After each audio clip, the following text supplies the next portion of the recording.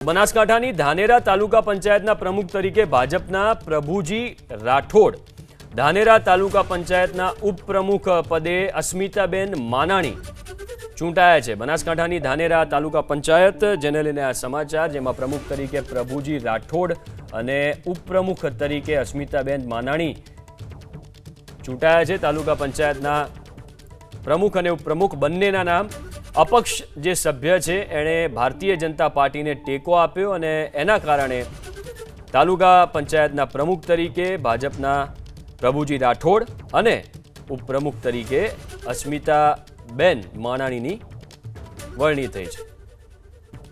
प्रमुख अने उपप्रमुख बंनेना नाम अपक्ष जे सभ्य है एणे भारतीय जनता पार्टी ने टेको आप्यो अने एना कारणे तालुका पंचायतना प्रमुख तरीके भाजपना प्रभुजी राठोड अने उपप्रमुख तरीके अस्मिताबेन मानाणीनी वरणी थई छे।